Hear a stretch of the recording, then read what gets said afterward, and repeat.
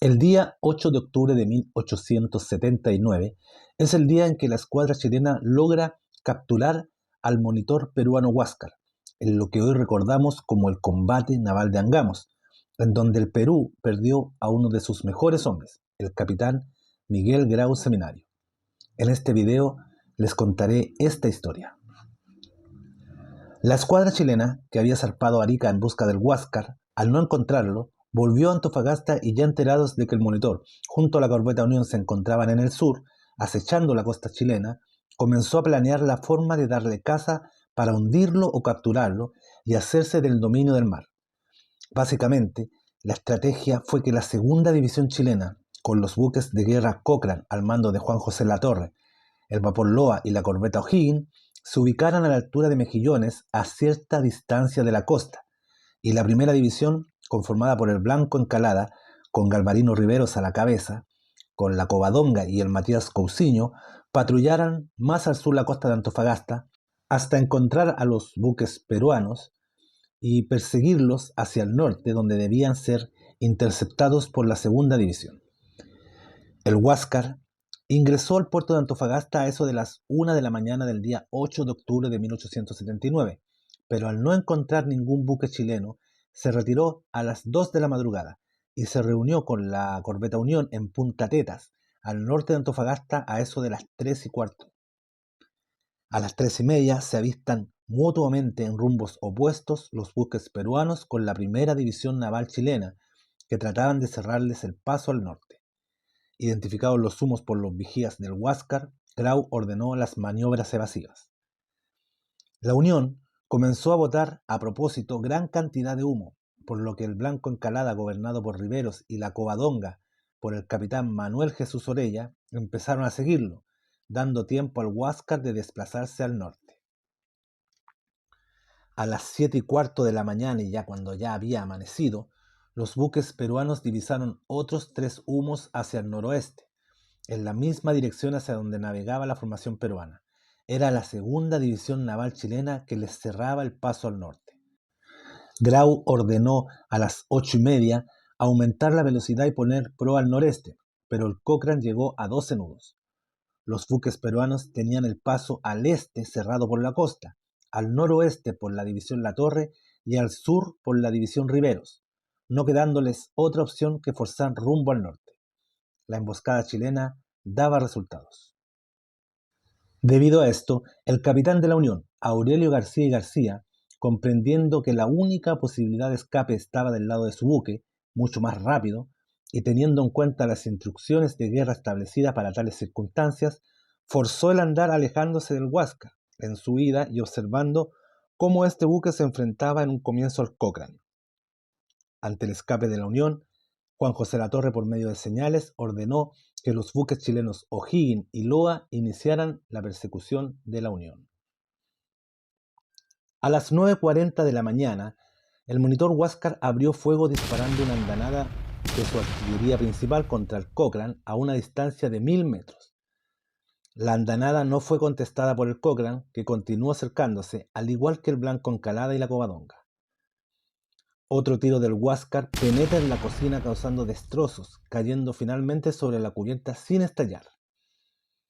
Recién, a una distancia de 200 metros, el Cochrane abre fuegos con sus cañones de proa y centro de estribor. Uno de estos disparos impactó en el castillo de proa del Huáscar, arrojando el mascarón de proa al mar. Otro tiro del Huáscar impactó en la batería de estribor del Cochrane, produciendo una holladura de 3 pulgadas en el blindaje. En este momento se producen los tiros más certeros del Cochrane. Una granada perforó el costado de babor, sobre la línea de flotación, explotando y dejando fuera de combate a 12 hombres, los cuales operaban los manubrios para ronzar la torre de artillería. Otra granada perforó el blindaje sobre la línea de flotación en el mismo costado, rompiendo el guardín de babor de la rueda del timón de combate. Sin gobierno, el Huáscar vira a estribor, es decir, a la derecha. Después de 5 a 10 minutos se restablece el gobierno mediante el sistema de emergencia, que estaba en la popa debajo de la cámara del comandante. Una decena de hombres acciona la caña del timón mediante parejos, recibiendo órdenes por mensajeros.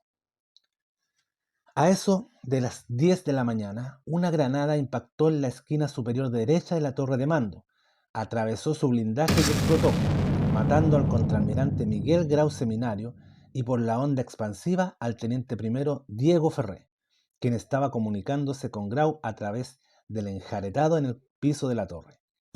Muerto el comandante de la nave peruana, asumió el mando el segundo comandante, el capitán de corbeta Elías Aguirre Romero, que estaba en la torre giratoria de artillería. El Huáscar reasumió rumbo al noreste y el Cochrane se mantuvo por la aleta de babor, o sea, por el lado izquierdo. A las 10:10 la torre observó que el pabellón del Huáscar estaba sobre cubierta y ordenó suspender el fuego pensando que la nave se rendía. Sin embargo, el monitor mantuvo su andar y a los pocos minutos un oficial no identificado la volvió a izar. Posteriormente, los oficiales del buque chileno creyeron reconocer al teniente Enrique Palacios, el que la volvió a izar, cuando éste cayó prisionero mortalmente herido después del combate. A las 10:15 de la mañana, la torre ordena reabrir el fuego, reanudando el combate. El Blanco Encalada y la Covadonga habían acortado distancia hasta los 200 metros por la derecha del blindado peruano, y también abrieron fuego. El Huáscar quedaba encerrado entre los barcos chilenos. Elías Aguirre dirigió sus fuegos contra el Blanco Encalada e intentó embestirlo con el espolón, pero el blindado chileno esquivó el golpe. En ese momento, una granada disparada por el Blanco perfora la torre de artillería, explotando en el interior y matando a casi todos los sirvientes de las dos piezas de artillería. En esa acción fue herido el capitán de fragata graduado Manuel Melitón Carvajal, que fue llevado al departamento de máquinas para atenderlo. El cañón derecho quedó inhabilitado. Una granada del Cochrane perforó la popa del Huáscar, atravesó la cámara de oficiales, la cámara del comandante, dañó la estación de gobierno de emergencia, matando a toda la gente que gobernaba los aparejos, produciendo grandes destrozos e inhabilitando la enfermería. Cuando se perdió nuevamente el control de gobierno, el Huáscar empezó a dar un amplio giro hacia la derecha. La torre intentó aprovechar esto para espolear el monitor, pero el Huáscar pasó libre por la proa del Cochrane. Eran las 10:25 de la mañana. El Blanco Encalada también viró a la derecha, lo que lo llevó a colocarse en la proyección del círculo de giro del Huáscar, pasando libre a 23 metros por la popa del Huáscar, aprovechando para dispararle una andanada, pero quedando entre el Cochrane y el Huáscar. Esta acción obligó al Cochrane, que estaba a 200 metros por la aleta de la izquierda del Huáscar, a girar en redondo a babor para evitar una colisión contra el Blanco Encalada, llegando a distanciarse a 1200 metros del Huáscar. El Blanco Encalada también quiso evitar la colisión y giró a estribor. Elías Aguirre recuperó el gobierno del Huáscar mediante el sistema de emergencia y enrumbó hacia el Cochrane para espolonearlo. La torre también decide espolonear al Huáscar, pero el blindado peruano cae a babor y su popa pasa 5 metros por la proa del Cochrane a eso de las 10:37 minutos. Durante estas acciones, los tiros no cesaron en ambas partes, pero el Huáscar tenía ya limitada respuesta porque solo le quedaba un cañón en la torre de artillería. El continuo intercambio de disparos generó graves daños y bajas a bordo del Huáscar. A las 10:40 de la mañana, los dos blindados chilenos están por la aleta de babor del Huáscar, es decir, por la izquierda. Una granada perforó la torre de artillería y explotó hiriendo mortalmente a sus operadores, incluido el comandante Aguirre. Muchos tiros perforaron la chimenea desprendiendo hollín y humo, que entró al departamento de calderas impidiendo leer los manómetros y niveles de agua. En una de las calderas, el agua bajó mucho de nivel y se quemaron todos sus tubos, produciendo un gran escape de vapor. Paralelamente, los fusileros colocados en las 3 cofas de los blindados chilenos mataron a 3 de los 4 operadores de las ametralladoras Gatling del Huáscar y el último cayó a cubierta. Varias granadas perforaron el blindaje del departamento de máquinas y al estallar mataron a varios tripulantes en el pasadizo de máquinas e hiriendo a otros, como el cirujano mayor Santiago Tábara. Herido el capitán de fragata Melitón Carvajal y muerto el teniente primero José Melitón Rodríguez Pérez, el mando del Huáscar recayó en el joven teniente primero Pedro Garezón Tomás, quien asumió el control de la nave cuando ésta se encontraba ingobernable y totalmente averiada. El teniente Garezón convocó a los tenientes segundos Fermín Díez Canseco, y Gervasio Santillana y al alférez de fragata Ricardo Herrera, con quienes decidió hundir la nave antes que entregarla rendida. El alférez Herrera da la orden al primer maquinista de la nave, Samuel McMahon, de abrir las válvulas para que inundase la sala de máquinas y el resto del buque. McMahon evacúa a los heridos del pañol de máquinas, detiene las máquinas y abre las válvulas. Informes de oficiales chilenos señalan que a eso de las 10:55 parte de la tripulación del Huáscar arría la bandera en muestra de rendición, además de que sobre el puente del monitor se veía a varios tripulantes agitando pañuelos blancos. Sin embargo, el informe oficial de Pedro Garezón, que quedó finalmente al mando del Huáscar, y el testimonio posterior del historiador Benjamín Vicuña Maquena, quien fue el encargado de hacer entrega del pabellón peruano capturado al Museo Histórico Nacional, indican la rotura de la drisa que sostenía la bandera peruana a consecuencia de un disparo del Cochrane. Mientras desde los blindados chilenos se observa que el buque peruano disminuye su avance y no presenta pabellón de combate en su mástil principal, se preparan las embarcaciones para abordarlo y capturarlo. El Cochrane estaba a 15 metros por la aleta de estribor y el Blanco por la aleta de babor. Frente a esta situación, tripulantes del Huáscar se arrojaron por las bordas de la nave, lo que posteriormente serían rescatados por orden del capitán del Blanco en Calama. Alguna versión peruana habla de que hubo algún tipo de resistencia al abordaje por parte de los peruanos, lo que no es corroborado por las fuentes oficiales. A eso de las 11:10 de la mañana, el Huáscar es abordado por una dotación de 24 marinos chilenos que toman el monitor e inmediatamente forzaron a los maquinistas peruanos a cerrar las válvulas. En esos momentos el Huáscar tenía 1.2 metros de agua en la céntera. La marinería chilena se empeñó en apagar los múltiples incendios que había a bordo del monitor, mientras que la tripulación peruana era trasbordada a los buques chilenos en calidad de prisioneros de guerra.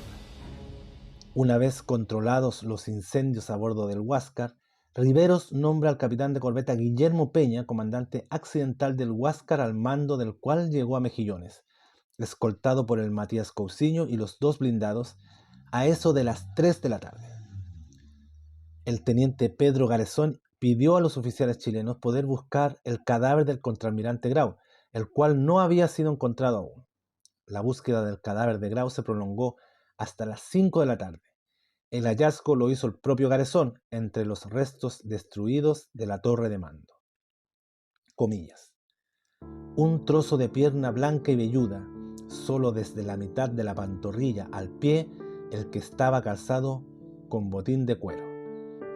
Yo tengo la plena seguridad que esos restos son del contraalmirante Grau. Primero porque yo había estado sirviendo con él 5 años y lo conocía bastante. Y segundo, porque en la torre del comandante no estaban más personas que él y su ayudante Ferré. El cuerpo de este se encontró íntegro. Luego, lo que en ese lugar encontré tenía que ser del contraalmirante Grau. Al entrar en combate, el contraalmirante vestía pantalón azul sin galón, levita paletot, de paño castor del mismo color, con 3 botones prendidos en las bocamangas. Llevaba prendida las presillas de capitán de navío, calada la gorra con placa y calzado botines de cuero con elásticos. La espada se la llevó a la torre su mayordomo Alcíbar, poco antes de entrar en combate. El teniente Goñi, que tanto interés manifestó porque se recogieran, fue desde ese momento el custodio de ellos, y se colocaron dentro de un aparato con alcohol a bordo del Blanco. Cierre comillas. Un telegrama chileno decía lo siguiente sobre los restos de Miguel Grau. Santiago, octubre 8 de 1879, al jefe de la escuadra don Galvarino Riveros. Según la relación de usted, el almirante Grau ha muerto valientemente en el combate. Cuide usted que su cadáver sea dignamente sepultado de manera que jamás se dude de su autenticidad. Será devuelto al Perú cuando lo reclame. El pueblo, obedeciendo a sus tradiciones, se hace en deber en prestar homenaje al valor y a la honradez. Preste usted cuidadosas atenciones a los heridos y prisioneros enemigos. Domingo Santamaría, Miguel Luis Amunátegui, Augusto Mate, José Antonio Gandarillas.